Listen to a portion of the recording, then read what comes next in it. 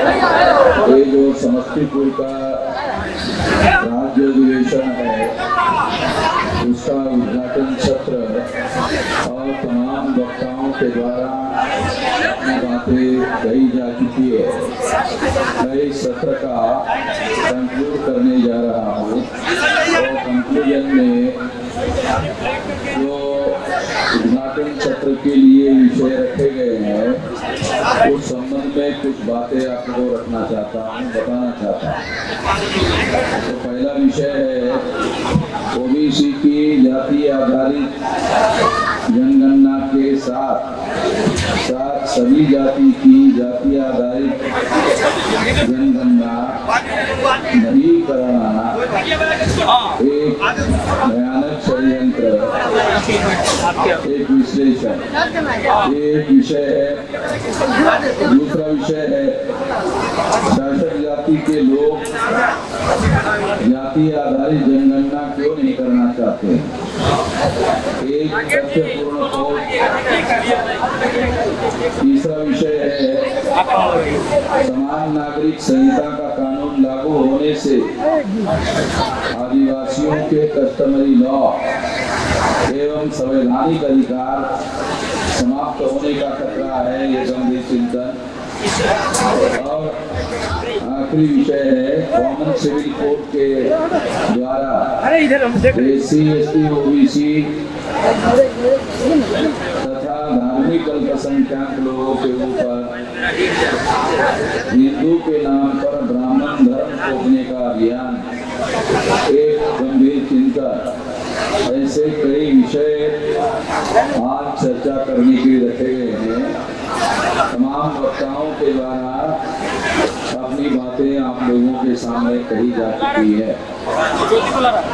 साथियों, मैं कुछ बातें, आप मोटी बातें, क्योंकि 2 बजे आप लोगों को भोजन का समय है और 2 बजे से 3 बजे तक भोजन होना चाहिए था, क्योंकि मानसिक संगठन अपने अनुशासन के लिए बहुत ज्यादा मान्यता देता है और इसके बावजूद भी ये 3 बजे का समय हो गया कंक्लूडिंग करने के लिए। तो ये हमारा अनुशासन मानसिक का नहीं है इस तरह से, तो ये हम लोगों को ध्यान रखा जाना चाहिए।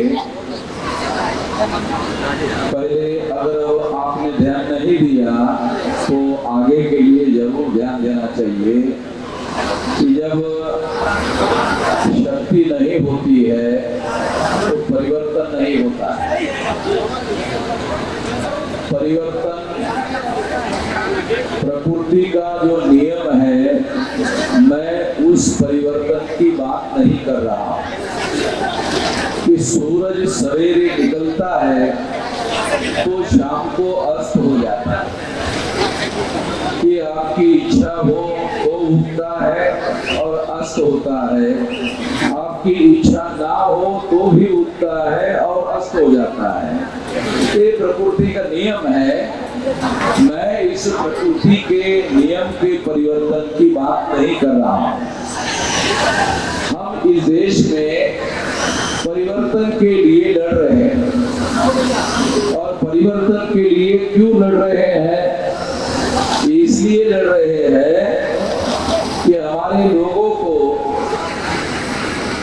6247 जाति के टुकड़ों में बांट दिया गया है। लगभग 1703 शेड्यूल कास्ट की जातियों के टुकड़े हैं, 801 आदिवासियों के टुकड़े हैं और 3743 जाति के टुकड़े पिछड़े वर्ग के हैं, जिसमें अति पिछड़ा और पिछड़ा दोनों मिलाकर 3743 जाति के टुकड़े हैं और तीनों को मिलाकर ये आंकड़ा 6247 होता है। आप लोगों को याद होगा या आप लोगों को जानकारी होगी कि जब ब्राह्मणों ने इस देश में आजादी का आंदोलन चलाया था तो वो भारत के लोगों को अंग्रेजों के विरोध में भड़काने के लिए कहा करते थे कि अंग्रेज लोग बुरे लोग हैं। तो लोग पूछते थे क्यों बुरे हैं, तो वो ब्राह्मण लोग कहते थे कि अंग्रेजों ने हमारे लोगों के टुकड़े किए। तो लोग पूछते थे कितने टुकड़े किए, तो ब्राह्मण कहते थे कि अंग्रेजों ने हिंदू और मुसलमान 2 टुकड़े किए। ब्राह्मण कहते थे कि अंग्रेजों ने हिंदू और मुसलमान 2 टुकड़े किए। मगर मैं आपको बताना चाहता हूं कि ब्राह्मणों ने शेड्यूल कास्ट के 1703 टुकड़े किए, क्योंकि 1703 जातियां हैं शेड्यूल कास्ट की। 801 टुकड़े हैं आदिवासियों के, क्योंकि 801 आदिवासियों की जातियां हैं। और पिछड़े वर्ग की 3743 जातियां हैं। तीनों को मिलाकर 6247 जाति के टुकड़ों में ब्राह्मणों ने हमारे लोगों को बांटा। अंग्रेजों ने हमारे लोगों, ब्राह्मणों ने हमारे लोगों को बताया कि अंग्रेज विदेशी थे, तो हमारे लोग भूल गए कि ब्राह्मण भी विदेशी है। तो अंग्रेज जो विदेशी थे वो चले गए, और दूसरा जो विदेशी था ब्राह्मण, उसने भारत पर कब्जा किया हुआ। और ये कब्जा संविधान होने के बावजूद भी, संविधान के द्वारा चुनाव होने के बावजूद भी, और हमारे लोगों की संख्या 85% होने के बावजूद भी, कांग्रेस जो ब्राह्मणों की पार्टी है, या तो उसका कब्जा रहता है, या तो भारतीय जनता पार्टी जो ब्राह्मणों की पार्टी है उसका कब्जा रहता है। कांग्रेस जाती है तो भाजपा आती है, भाजपा जाती है तो कांग्रेस आती है। तो इसका मतलब सिंपल इतना है कि ब्राह्मण जाता है तो दूसरा ब्राह्मण आता है, और हम इस परिवर्तन से खुश हो जाते हैं। ये परिवर्तन नहीं है, ये जैसे थे जो परिस्थिति है, ये जैसे थे परिस्थिति रखने का षड्यंत्र है। तो हम लोग परिवर्तन के लिए लड़ रहे हैं, और परिवर्तन के बजाय हम लोगों को कांग्रेस की जगह भाजपा, भाजपा की जगह कांग्रेस, इस तरह का परिवर्तन भारत में दिया जाता है। क्योंकि एक ब्राह्मण के जगह दूसरा ब्राह्मण आने से, और दूसरा ब्राह्मण के जगह पहला ब्राह्मण आने से परिवर्तन होने वाला नहीं, क्योंकि वो तो वर्ण व्यवस्था की व्यवस्था बरकरार रखेंगे, जाति व्यवस्था की व्यवस्था बरकरार रखेंगे, अस्पृश्यता की व्यवस्था बरकरार रखेंगे, आदिवासियों को सेग्रीगेट करने की व्यवस्था बरकरार रखेंगे, शूद्रत्व पिछड़े वर्ग पर थोपा जाने की व्यवस्था बरकरार रखेंगे, महिलाओं को दास बनाने की व्यवस्था बरकरार रखेंगे, और जो क्रिमिनल ट्राइब्स लोग हैं, जो जराइम पेशा जातियां हैं, उन लोगों के ऊपर उन्होंने जो कानून थोपे हुए हैं उसकी व्यवस्था बरकरार रखना चाहते हैं। तो इस तरह से वो व्यवस्था वैसे के वैसे रखना चाहते हैं, और आजादी को 75 साल हो गए, यही व्यवस्था, इसमें कोई बदलाव तो हुआ नहीं, इसमें कोई मौलिक परिवर्तन तो हुआ नहीं। जो परिवर्तन हमारे पुरखे चाहते थे, जो सबसे बड़े आधुनिक भारत के पुरखे महात्मा ज्योतिराव फुले जो परिवर्तन चाहते थे, जो छत्रपति शाहू महाराज परिवर्तन चाहते थे, जो बाबा साहब आम्बेडकर परिवर्तन चाहते थे, वो परिवर्तन तो आया नहीं। संविधान में वो तमाम अधिकार बाबा साहब आम्बेडकर ने हम लोगों को दिए, मगर वो अधिकार लागू होने का जो काम है वो हो नहीं रहा है, क्योंकि सत्ता जो ब्राह्मणों के नियंत्रण में रहेगी तो संविधान अमल में कैसे आएगा? संविधान तो अमल में नहीं आ सकता। तो इसलिए संविधान अमल में नहीं आ सकता, इसलिए इनके नियंत्रण में देश को रखा जाना खतरनाक है, बदलना हो। और बदलने के लिए ही सारे देश के पिछड़े वर्ग के लोगों को जगाने का हम लोगों ने अभियान शुरू किया। हम ही लोगों के द्वारा पिछड़े वर्ग की जाति आधारित गिनती के लिए भारत बंद करवाने का कार्यक्रम हम ही लोगों ने चलाया। और इस वजह से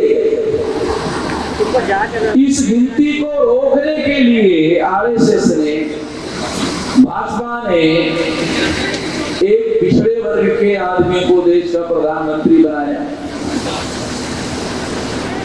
पिछड़े वर्ग के लोगों को हक अधिकार देने के लिए आरएसएस भाजपा ने पिछड़े वर्ग के आदमी को प्रधानमंत्री नहीं बनाया, पिछड़े वर्ग के लोगों की जाति आधारित गिनती रोकने के लिए बनाया। नरेंद्र मोदी गुजरात के बैकवर्ड क्लास के व्यक्ति है, ओबीसी के व्यक्ति है, और उसको प्रधानमंत्री आरएसएस के लोगों ने बनाया। तो आरएसएस के लोगों ने बनाया, 9 साल पूरे हो गए, 9 साल समाप्त हो गए, और अगले साल मई महीने में 10 साल पूरे हो जाएंगे। 9 साल में हमारे लोगों ने ये उम्मीद किया था कि ओबीसी का आदमी देश का प्रधानमंत्री होगा तो वो गिनती करेगा, मगर नरेंद्र मोदी ओबीसी का होने के बावजूद भी उन्होंने गिनती नहीं किया। क्यों नहीं किया? हमारे सामने ये सवाल होना चाहिए, क्यों नहीं किया? क्योंकि Narendra Modi is not a real prime minister of India, he is a nominated prime minister. Narendra Modi जो है एक नॉमिनेटेड प्राइम मिनिस्टर। अंग्रेजी में जो नॉमिनेटेड शब्द है उसका हिंदी में ट्रांसलेशन होता है नामधारी प्रधानमंत्री। नामधारी, नामधारी भी शायद आपको समझ में ना आए, जो कामधारी नहीं है, नामधारी है, नाम के लिए रखा हुआ है। ये नरेंद्र मोदी जो है ये आरएसएस का, ब्राह्मणों का रखा हुआ प्रधानमंत्री है। रखा हुआ नहीं समझते हो? आमतौर पे रखने वाला शब्द महिलाओं के लिए यूज किया जाता है, मैं करना नहीं चाहता।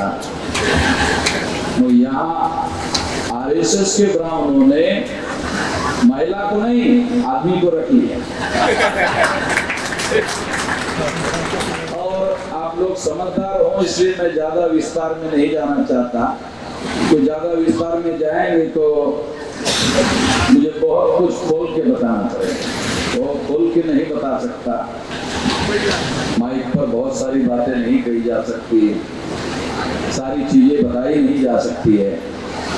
तो मगर इतना जरूर है, संवैधानिक लैंग्वेज है। ये बाबा साहब आम्बेडकर ने राउंड टेबल कॉन्फ्रेंस में 1932 को लंदन में कहा था। ये वहां से शब्द लिया मैंने, नॉमिनेटेड, ये मेरा शब्द नहीं है।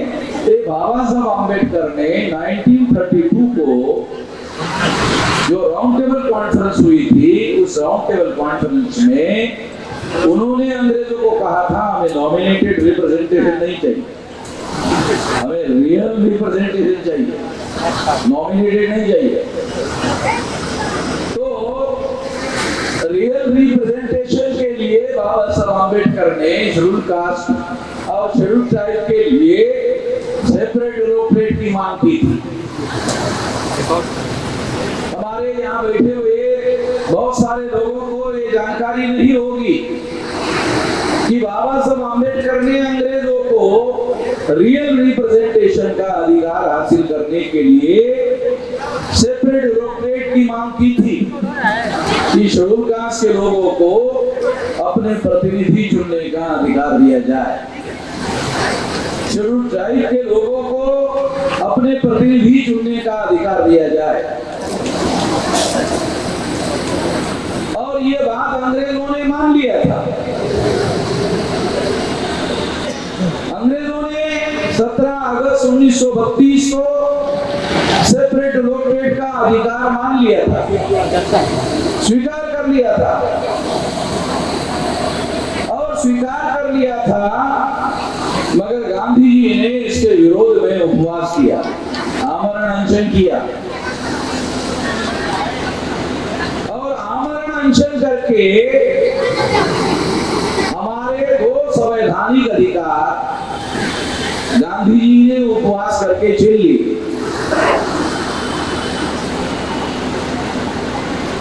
बिहार के लोगों को गांधी जी के प्रति थोड़ा सा प्यार हो सकता है, मेरे मन में भी था। अब मेरे मन में गांधी जी की प्रतिमाएं शैतान की है, महात्मा की नहीं है। ये गांधी एक शैतान है, क्योंकि उन्होंने जिन लोगों को हजारों सालों से अधिकार से वंचित किया गया था, उनको अधिकार दिलाने में बाबा साहब अम्बेडकर कामयाब हो गए थे। और अंग्रेजों ने राउंड टेबल कॉन्फ्रेंस के बाद 17 अगस्त 1932 को ये अधिकार अवार्ड कर दिया था, दे दिया। यदि गांधी जी ने इसके विरोध में उपवास नहीं किया था, किया होता, तो 131 मेंबर पार्लियामेंट शेड्यूल कास्ट और शेड्यूल ट्राइब के रियल रिप्रेजेंटेटिव के तौर पर चुनकर जाते। और अगर जाते तो क्या होता, जाते तो किसी की भी सरकार सेंटर में शेड्यूल कास्ट और शेड्यूल ट्राइब के समर्थन के बगैर नहीं बनती। आज तक कांग्रेस की 56-57 साल सरकार रही, अनुसूचित जाति और जनजाति के सपोर्ट के बगैर सरकार कांग्रेस की नहीं बनी। दूसरी, नरेंद्र मोदी प्रधानमंत्री हैं और अभी उनके 303 मेंबर पार्लियामेंट है, उसमें 76 शेड्यूल कास्ट शेड्यूल ट्राइब के हैं। अगर शेड्यूल कास्ट शेड्यूल ट्राइब के माइनस कर दो तो नरेंद्र मोदी की सरकार भर भरा के गिर जाएगी। इसका मतलब है कि शेड्यूल कास्ट और शेड्यूल ट्राइब के समर्थन से ही नरेंद्र मोदी प्रधानमंत्री बना हुआ है। मगर जिनके सपोर्ट और समर्थन से प्रधानमंत्री बना हुआ है, उनकी कोई सरकार, उनकी कोई सुनवाई नहीं करती है। तो मैं आप लोगों को ये बात समझा रहा हूं कि आजाद भारत में चाहे कांग्रेस की सरकार हो और बीजेपी की सरकार हो, 131 मेंबर पार्लियामेंट के सपोर्ट के बगैर किसी की भी सरकार आज तक नहीं बनी सेंटर में। तो ये लोग सपोर्ट किए बगैर सेंट्रल में बहुमत ही नहीं बनता,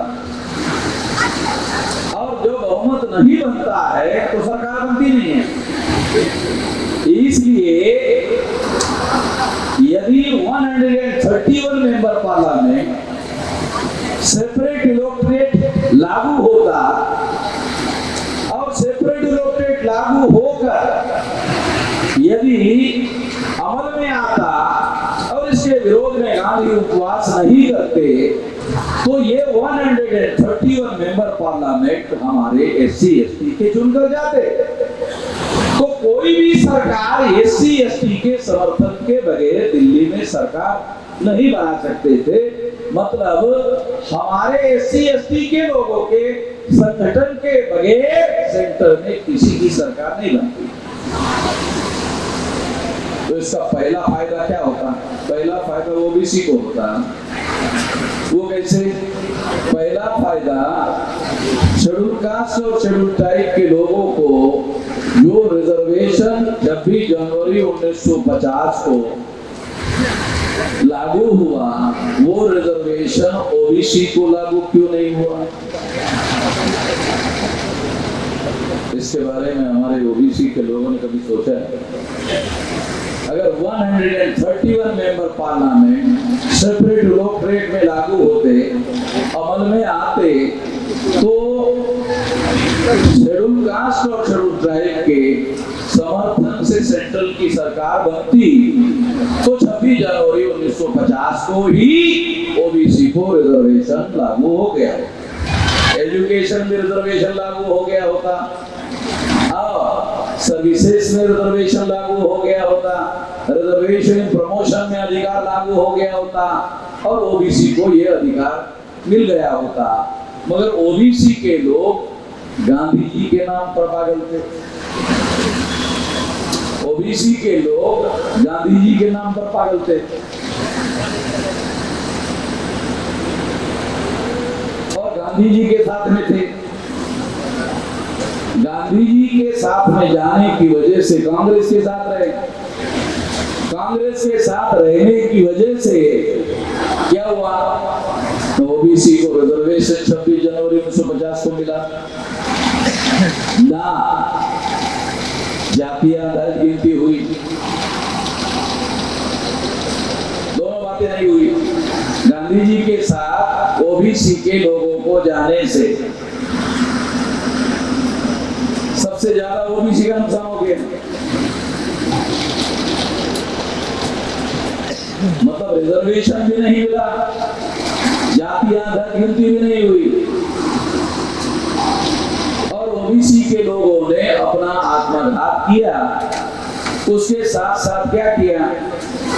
17 अगस्त 1932 को जो कम्युनल अवार्ड डिक्लेयर हुआ था, उसमें शेड्यूल कास्ट शेड्यूल ट्राइब को जो सेपरेट इलेक्टोरेट दिया था, उसके विरोध में गांधी का साथ दिया, सेपरेट इलेक्टोरेट खत्म हो गया।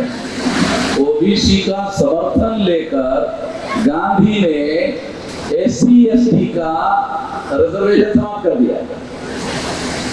131 मेंबर पार्लियामेंट जो सेपरेट इलेक्टोरेट में चुनकर जा सकते थे, खत्म कर दिया। ओबीसी का समर्थन गांधी ने लिया, और गांधी ने ये समर्थन से समाप्त कर दिया, एससी एसटी का सेपरेट इलेक्टोरेट खत्म कर दिया, और खत्म करने के बाद फिर ओबीसी के पिछवाड़े पे ला दिया।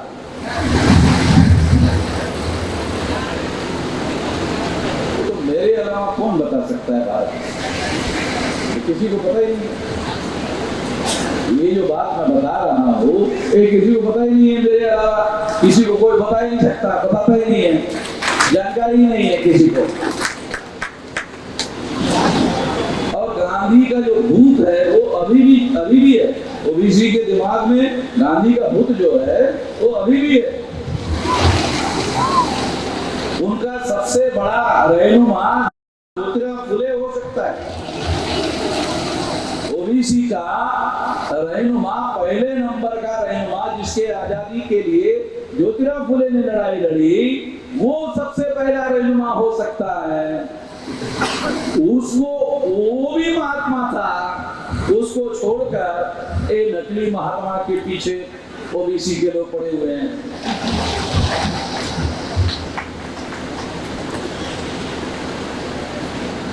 मैंने नॉर्थ इंडिया में छानबीन की, तो मुझे ओबीसी के अंदर एक बहुत बड़ा मिसअंडरस्टैंडिंग देखा। वो मिसअंडरस्टैंडिंग ये कि कई लोगों ने मुझे बताया कि गांधी जी तो तेली जाति के पिछड़े वर्ग के थे। नॉर्थ इंडिया में एक बहुत बड़ा भ्रम फैला हुआ है, जानबूझकर फैलाया हुआ है। गांधी जी तेली जाति के नहीं है। गांधी जी ब्राह्मण, क्षत्रिय, वैश्य, तीसरे वर्ण के। जो तेली है वो पिछड़ा वर्ग है, और पिछड़ा वर्ग शूद्र वर्ण व्यवस्था में शूद्र में आता है। ब्राह्मण धर्म के अनुसार 3743 जातियां जो है वो पिछड़े वर्ग की। देखो, आरएसएस के लोगों ने, ब्राह्मणों ने पहले गांधी को आगे करके हमारे विरोध में काम करवाया। फिर अभी गुजरात से जिस आदमी को उठाया प्रधानमंत्री बनाया वो भी तेली है। नरेंद्र मोदी तेली है। अब नॉर्थ इंडिया के लोग ऐसा मानते हैं कि गांधी जी भी तेली थे। गांधी वर्ण व्यवस्था में तीसरे वर्ण के है, वर्णा सिस्टम में तीसरा वर्ण जो है ये ब्राह्मणवादी व्यवस्था का पोषक वर्ण है। और गांधी ने ब्राह्मणवादी व्यवस्था को बरकरार रखा। गांधी की वजह से ही कांग्रेस जाती है तो बीजेपी आती है, बीजेपी जाती है तो कांग्रेस आती है। इसके लिए गांधी जिम्मेदार है, क्योंकि द्विज राजनीति का सूत्रधार आधुनिक भारत में गांधी है। द्विज हिंदी शब्द है, इसको अंग्रेजी में टॉयज बॉर्न बोलते हैं। द्विज का मतलब होता है टॉयज बॉर्न, 2 बार जन्म लेना चाहिए, वो लेने वाला। तो ब्राह्मणों का एक सिद्धांत है द्विज एक सिद्धांत है। द्विजन्मा का क्या अर्थ है? द्विजन्मा का प्रत्येक व्यक्ति शूद्र में ही पैदा होता है, संस्कार से कोई ब्राह्मण होता है, वैश्य क्षत्रिय होता है, वैश्य होता है, ऐसा ब्राह्मणों ने एक थ्योरी बताई है। तो ये द्विज थ्योरी के अंतर्गत ये जो वैश्य है ये तीसरे वर्ण का, द्विज जो है तीसरा वर्ण है और गांधी जी तीसरे वर्ण के हैं और वो ब्राह्मणवादी व्यवस्था को पोषण करने वाली व्यवस्था का साथ सहयोग करने वाले लोग हैं। सत्यनारायण की पूजा अगर भारत में सबसे ज्यादा अगर कोई करता है तो वो वैश्य लोग करते हैं। ब्राह्मण का जो पोषण है सबसे ज्यादा वो वैश्य लोग करवाते हैं और उनका सत्यनारायण ज्यादा करवाते हैं। और वैश्य जो दुकानदार है, मान लो बहुत सारे व्यापारी लोग हैं, उद्योग और व्यापार चलाने वाले लोग हैं, हमारे लोगों को बहुजनों को लूटते हैं और लूट कर ब्राह्मण को सत्यनारायण देते। मैं आप लोगों को मौलिक बात समझाने के लिए उदाहरण दे रहा हूं कि गांधी जी जो है तीसरे वर्ण के हैं और तीसरे वर्ण के हैं तो पिछड़े वर्ग के लिए वास्तविक महात्मा ज्योतिराव फुले हो सकता है, गांधी नहीं हो सकता। गांधी वर्ण व्यवस्था के समर्थक थे। कितने पिछड़े वर्ग के लोगों को पता है? गांधी जी ने किताब लिखा हिंद स्वराज, लिखित रूप से लिखा वर्ण व्यवस्था का समर्थन। गांधी जी ने हिंद स्वराज नाम का किताब लिखा और उस किताब में वर्ण व्यवस्था का समर्थन किया, लिखित। किसी को है पता? पिछड़े वर्ग के लोगों को?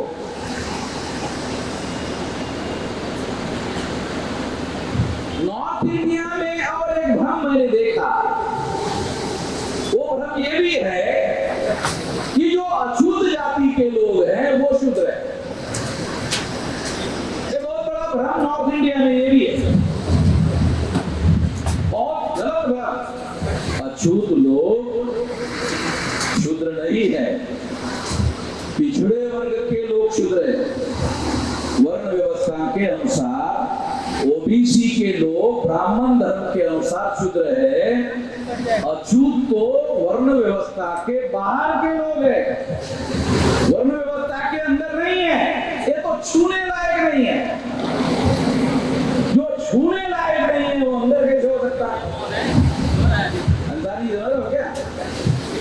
ये अछूत जो है तो छूने लायक नहीं है, जो छूने लायक नहीं है वो अंदर कैसे हो सकता है? अंदर जो होगा वो तो फिर छूने लायक करना पड़ेगा। ब्राह्मण शूद्रों के घर में जाके खाना खा सकता है, अछूतों के घर में खाना भी नहीं और पानी भी नहीं, कुछ नहीं करता। जो अछूत है वो वर्ण व्यवस्था के बाहर के लोग हैं। तो सबसे ज्यादा ये बात हम लोगों को समझनी होगी कि वर्ण व्यवस्था में चौथे वर्ण के शूद्र को भी, पिछड़े वर्ग को भी ब्राह्मणों ने अधिकार वंचित किया। ये वजह है कि ब्राह्मणों ने हमेशा मंडल कमीशन का विरोध किया, ब्राह्मणों ने हमेशा ओबीसी के रिजर्वेशन का विरोध किया, वो आज भी करते हैं। वो कैसे?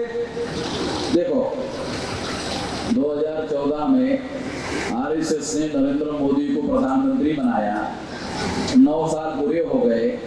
ये 9 साल में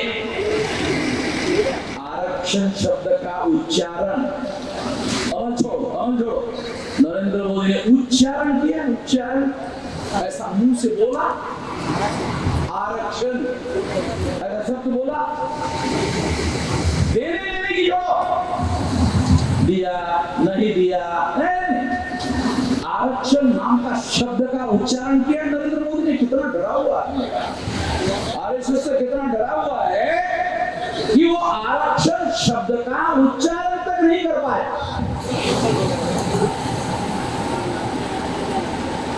तो नरेंद्र मोदी जो है ये प्रधानमंत्री नहीं है, ये नॉमिनेटेड प्रधानमंत्री है, नामधारी प्रधानमंत्री है। वास्तविक सत्ता आरएसएस के नियंत्रण में है।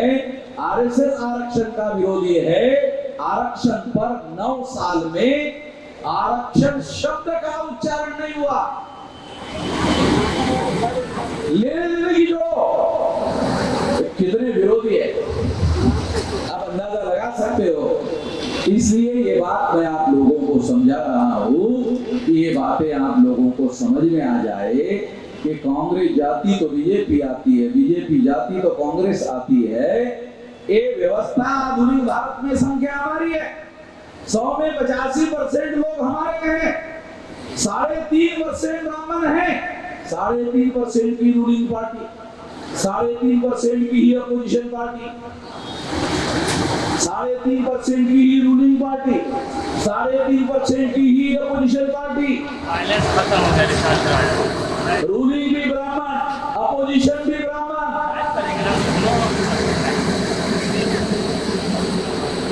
क्योंकि लोकतंत्र में अगर हमारा कोई पक्ष, शूद्रों का पक्ष, पिछड़े वर्ग का पक्ष अपोजिशन होता, चलो ठीक है, थोड़ी देर के लिए भी समझाता हूं।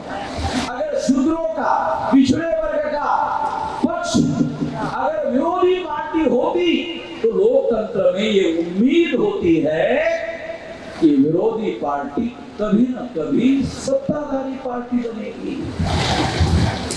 लोकतंत्र में ऐसा होता है कि जो विरोधी पार्टी होती है वो चुनाव में सत्ताधारी पार्टी बन सकती है। जैसे कांग्रेस सत्ताधारी पार्टी थी, बीजेपी अपोजिशन में थी, तो अपोजिशन वाली बीजेपी सत्ता में आ गई। हमारी 85% लोगों की अपोजिशन पार्टी भी नहीं है, रूलिंग तो छोड़ो, अपोजिशन में भी नहीं है। संविधान में, कानून में सारी व्यवस्था है, अमल में नहीं। संविधान में सारी व्यवस्था है, कानून में सारी व्यवस्था है, अमल में व्यवस्था नहीं है। तो हमारे सामने सबसे बड़ा सवाल संविधान की व्यवस्था को अमल में कैसे लाया जाए। मौलिक सवाल कि संविधान में जो है वो कांग्रेस अमल में नहीं लाएगी, बीजेपी अमल में नहीं लाएगी, तो इसको अमल में कैसे लाया जाए। जब तक अमल में नहीं आएगी व्यवस्था, हमारे देश में बदलाव नहीं होगा, परिवर्तन नहीं होगा। कैसे अमल में आएगी ये व्यवस्था? तो ये व्यवस्था कैसे अमल में आएगी उसका केवल एक तरीका है, वो है हमें एससी एसटी ओबीसी माइनॉरिटी की संगठित शक्ति का निर्माण करना होगा और संगठित शक्ति निर्माण करके वो बदलाव हमें ही करना होगा। ये उपाय है, ढूंढ के निकाला गया है। इस उपाय पर अमल करने के लिए मैं 18 साल 3-4 महीने की मेरी उम्र थी, अभी 66 साल है, 48 साल से रात दिन सारे देश भर में घूम रहा हूं। 48 साल हो गए।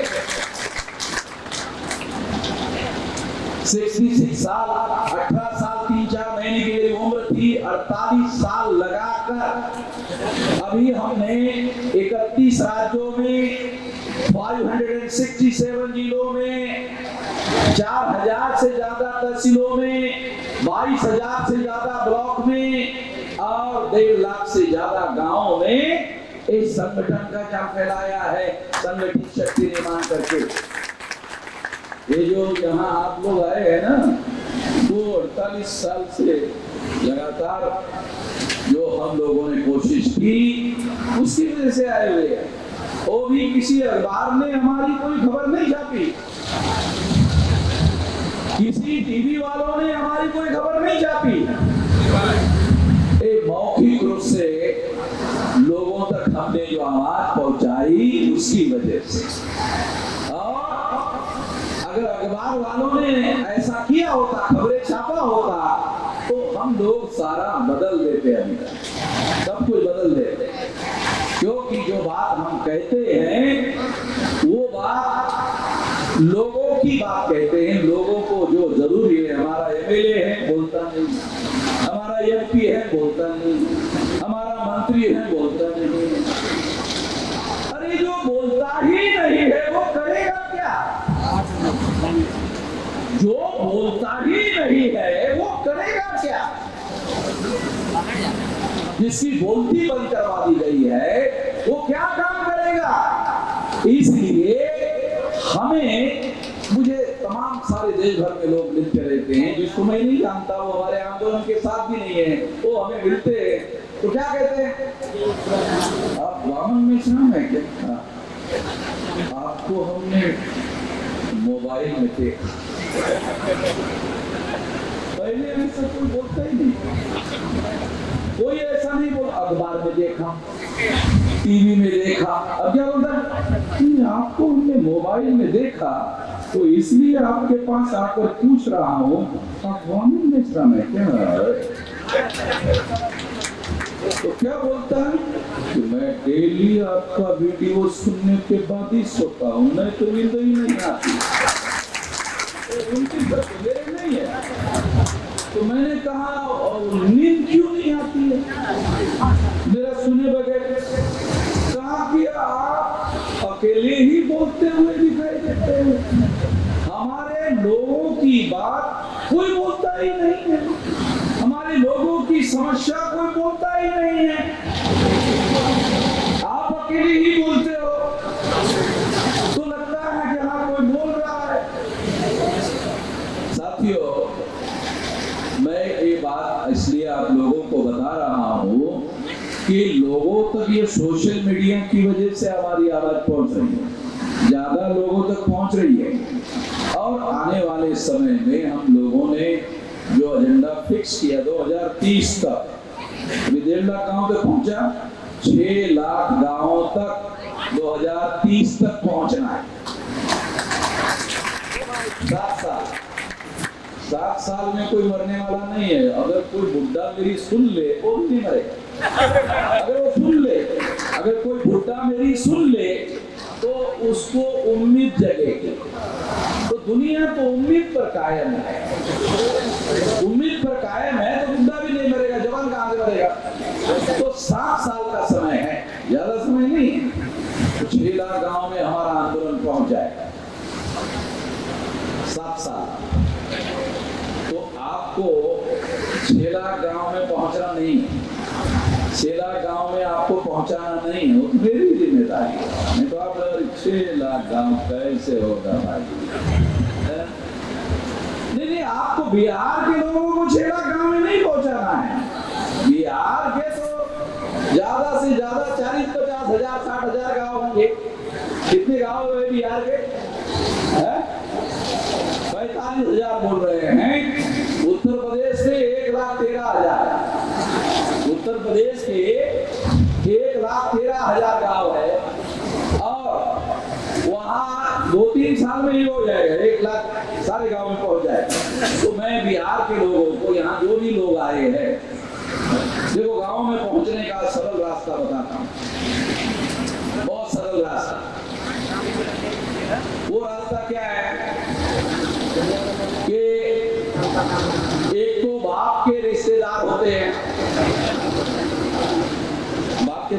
रिश्तेदार नहीं होते, एक माँ की तरफ से रिश्तेदार होते हैं। मैं आपको लंबी बात की तरफ नहीं ले जाना चाहता, एकदम घर की बात समझाना चाहता। तो बाप के रिश्तेदार की लिस्ट बनाओ, फिर माँ के रिश्तेदार की लिस्ट बनाओ, और पहले रिश्तेदारों को ही बताओ गांव में जाकर। और वो चूंकि रिश्तेदार है तो आपकी सुन लेगा, और सुनने के बाद में जैसे तुम मेरा वीडियो सुनते हो उसको भी सुना देना। ज्यादा तो समझा नहीं पाओगे, तो मेरा वीडियो समझा देना, सुना देना। अगर आप ऐसा करते हो तो माँ के रिश्तेदार जुड़ जाएंगे, बाप के रिश्तेदार भी जुड़ जाएंगे, और इस तरह से सारे देश भर में अगर आप करते हो तो 7 साल नहीं 3 साल में ही हो जाएगा। 3 साल में ही 6 लाख गांव हो जाएंगे। और अगर 6 लाख गांव के लोग schedule caste, most backward schedule caste, extreme backward schedule caste, schedule tribe, most backward schedule tribe, nominated tribe, MBC, OBC और माइनॉरिटी के लोग अगर आप जोड़ लेते हो, इस तरीके से जोड़ लेते हो, तो जिस तरह से 9 अगस्त 1942 को गांधी जी ने क्विट इंडिया मूवमेंट चलाया था अंग्रेजों के विरोध में, उन्होंने 9 अगस्त 1942 को एक आंदोलन चलाया था। उस आंदोलन का नाम था क्विट इंडिया, भारत छोड़ो। तो 3 करोड़ लोगों को सड़कों पर उतारा था। तो उस आंदोलन के बाद अंग्रेजों ने घोषित कर दिया था, ठीक है छोड़ देते, भारत छोड़ देते, ज्यादा हंगामा मत करो। वो डर गए, 3 करोड़ लोग सड़कों पर करने के बाद में डर गए, ब्राह्मण बदमाश लोग है, 3 करोड़ से काबू नहीं होंगे, 5 गुना 15 करोड़ लोगों को उतारना पड़ेगा। भौगोलिक नेटवर्किंग का संगठन हमारा है, उसके द्वारा हम 15 करोड़ लोगों को सड़कों पर उतार सकते हैं। यदि आप एक गांव में 2 लोगों को इकट्ठा कर लो, 6 लाख इंटू 2 12 लाख, 10 लोग इकट्ठा करो 60 लाख, 100 लोग इकट्ठा करो 6 करोड़, 200 लोग इकट्ठा करो एवरेज 12 करोड़, 250 लोग इकट्ठा करो 15 करोड़। अगर भौगोलिक नेटवर्किंग से आपने 15 करोड़ लोग इकट्ठा कर लिया तो फिर सोशल नेटवर्किंग का कार्य करना। दूसरा, सोशल नेटवर्किंग में क्या है? शेड्यूल कास्ट की 1703 जातियां हैं, आदिवासियों की 801 है, ओबीसी की 3743 है। तो भौगोलिक नेटवर्किंग से अगर आपने 15 करोड़ इकट्ठा कर लिया, तो सोशल नेटवर्किंग में अगर 6047 जाति के लोगों को अगर आपने जगा दिया, जगे हुए लोगों को जोड़ दिया, जोड़कर शक्ति का निर्माण किया, शक्ति को संगठित में रूपांतरित कर दिया और उसको एक्शन में लाया, तो 25-30 करोड़ लोग सोशल नेटवर्किंग में 6247 जाति के लोग इकट्ठा हो सकते हैं। तो 40-50 करोड़ लोग सड़कों पर उतर सकते हैं। अगर 40-50 करोड़ लोग अगर सड़कों पर उतर गए, भारत में कुछ नहीं करना है, कोई हथियार उठाना नहीं है, कोई बंदूक चाकू छुरी गोली कुछ नहीं उठाना है, बस केवल मैदान में उतरने है। मैदान में अगर उतर गए तो ब्राह्मणों को चाइना की तरफ भागना पड़ेगा, वो आने नहीं देगा, वो तो गोली लेके खड़ा होगा।